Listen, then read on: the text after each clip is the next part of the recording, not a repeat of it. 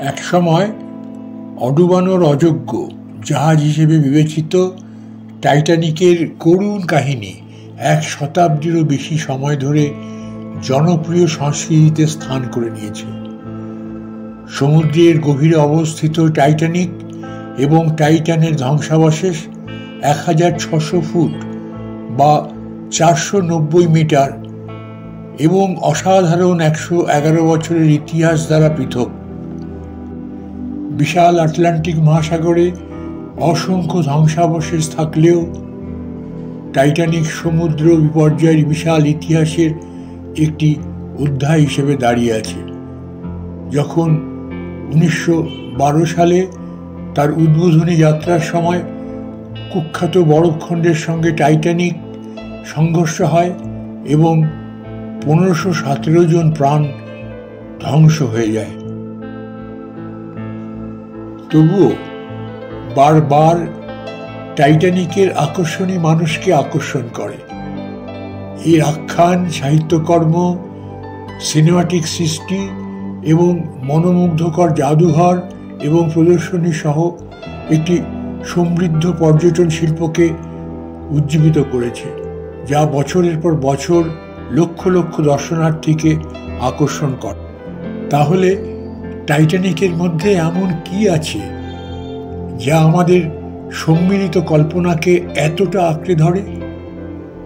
আসুন টাইটানিক ডুবে যাওয়ার ঘটনাটি সম্পর্কে একটু জেনে নেওয়া যাক এবং কেন এটি আজও আমাদের সকলের মনে দাগ কেটে আছে সেই বিস্তারিত ব্যাপারগুলো আমরা আজকে এই ভিডিওর মাধ্যমে আমরা শুনব।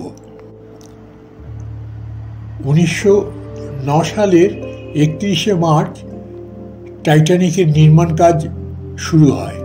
এর আগের বোন জাহাজ অলিম্পিকের সূচনার পর এই দুর্দান্ত জাহাজগুলি একটি বিশেষভাবে ডিজাইন করা গ্যান্ট্রিতে পাশাপাশি নির্মিত হয়েছিল, যা তাদের অভূতপূর্ব আকারের সাথে মানিয়ে নিতে সক্ষম। টাইটানিক জাহাজে ছিল একটি বিশাল প্রথম শ্রেণীর ডাইনিং সেলুন, 4টি লিফট, এমনকি একটি সুইমিং পুল। ব্রিটানিকার মতে এর দ্বিতীয় শ্রেণীর থাকার ব্যবস্থা অন্যান্য জাহাজের প্রথম শ্রেণীর বৈশিষ্ট্যের সাথে তুলনীয় ছিল, যেখানে তৃতীয় শ্রেণীর থাকার ব্যবস্থা যদিও সামান্য তবুও তুলনামূলক আরাম প্রদান করত। নিরাপত্তার দিক থেকে টাইটানিক জাহাজে 16টি বগি ছিল, যার দরজা সেতু থেকে খোলা যেত, যাতে দরজার হাল ভেঙে গেলে জল আটকে রাখা যেত। যদিও জাহাজের বাল্কহেডগুলো জলরোধী বলে মনে করা হতো, তবুও উপরের দিক সিল করা ছিল না। জাহাজের নির্মাতারা দাবি করেছিলেন যে জাহাজের উচ্ছ্বাসকে ঝুঁকির মুখে না ফেলে 4টি বগি প্লাবিত হতে পারে, যার ফলে অনেকেই বিশ্বাস করেছিলেন যে টাইটানিক ডুবে যাবে না। টাইটানিকের ঐতিহাসিক প্রথম যাত্রা শুরু হয় 10 এপ্রিল 1912 সালে ইংল্যান্ডের সাউদাম্পটন থেকে ছেড়ে নিউ ইয়র্কের সিটির উদ্দেশ্যে যাত্রা শুরু করে। ধনী যাত্রীদের মধ্যে জনপ্রিয়তার কারণে মিলেনিয়াস ক্যাপ্টেন নামে পরিচিত ক্যাপ্টেন এডওয়ার্ড জে স্মিথের নেতৃত্বে জাহাজটি মিলেনিয়াস স্পেশাল ডাকনাম অর্জন করে। টাইটানিকের সমুদ্রযাত্রার সময় রেডিও অপারেটর জ্যাক ফিলিপস এবং হ্যারল্ড রাইড বেশ কয়েকটি আইসবার্গ সতর্কতা পেয়েছিলেন, যা তারা সেতুতে রিলে করেছিলেন, তবে কিছু গুরুত্বপূর্ণ বার্তা পৌঁছয়নি, যার মধ্যে মেসাবা থেকে বরফক্ষেত্র সম্পর্কে একটি সতর্কতাও ছিল। 14 এপ্রিল রাত 11:40 দিকে একটি বরফখণ্ড দেখা যায় এবং জাহাজটি সরে যাওয়ার চেষ্টা করে, কিন্তু শেষ পর্যন্ত এর সাথে ধাক্কা খায় ধাক্কার ফলে জাহাজের একাধিক বগি ক্ষতিগ্রস্ত হয়, যার ফলে জাহাজের ভাগ্য স্থির হয়ে যায়। 58 নটিক্যাল মাইলেরও বেশি দূরে অবস্থিত কার্পাথিয়ায় পৌঁছানোর জন্য দুর্যোগের সংকেত পাঠানো হয়েছিল। অলিম্পিক সহ অন্যান্য জাহাজের প্রচেষ্টা সত্ত্বেও সময় মতো সাহায্য পৌঁছানো অনেক দূরের ছিল। যখন টাইটানিক ডুবছিল তখন কাছাকাছি 3টে জাহাজ ছিল। একটির নাম ছিল স্যামসন।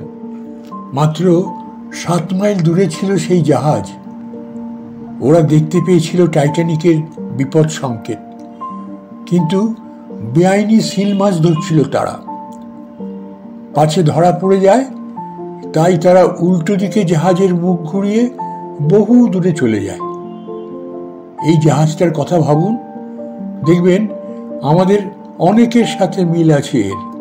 আমরা যারা শুধু নিজেদের কথাই ভাবি, অন্যের জীবন কি এলো কি গেল তা নিয়ে বিন্দুমাত্র মাথা ব্যথা নেই আমাদের। তারাই ছিলেন ওই জাহাজটিতে। দ্বিতীয় জাহাজটির নাম ক্যালিফোর্নিয়ান।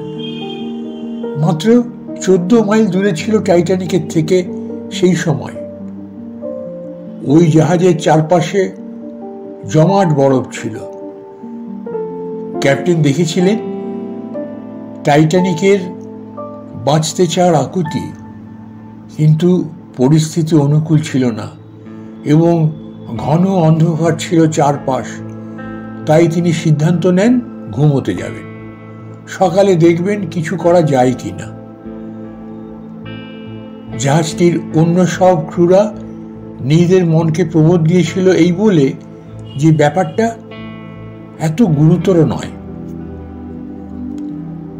এই জাহাজটাও আমাদের অনেকের মনের কথা বলে। আমাদের মধ্যে যারা মনে করেন একটা ঘটনার পর যে ঠিক সেই মুহূর্তে আমাদের কিছুই করার নেই, পরিস্থিতি অনুকূল হলে ঝাঁপিয়ে পড়ব। আর শেষ জাহাজটির নাম ছিল কার্পাথিয়াস। এই জাহাজটি আসলে যাচ্ছিল উল্টো দিকে, ছিল প্রায় 58 মাইল দূরে। যখন ওরা রেডিওতে শুনতে পায় টাইটানিকের যাত্রীদের আর্তচিৎকার, জাহাজের ক্যাপ্টেন হাঁটু মুড়ে বসে পড়েন ডেকের ওপর। ঈশ্বরের কাছে প্রার্থনা করেন যাতে তিনি সঠিক পথ দেখান তাদের। তারপর পূর্ণ শক্তিতে বরফ ভেঙে এগিয়ে চলেন টাইটানের দিকে। ঠিক এই জাহাজটির এই সিদ্ধান্তের জন্যই টাইটানিকের 705 জন যাত্রী প্রাণে বেঁচে যান। মনে রাখা ভালো, 1000 কারণ থাকবে আপনার কাছে দায়িত্ব এড়াবার, কিন্তু তারাই মানুষের মনে চিরস্থায়ী জায়গা করে নেবেন যারা অন্যের বিপদের সময় কিছু না ভেবেই ঝাঁপিয়ে পড়বেন।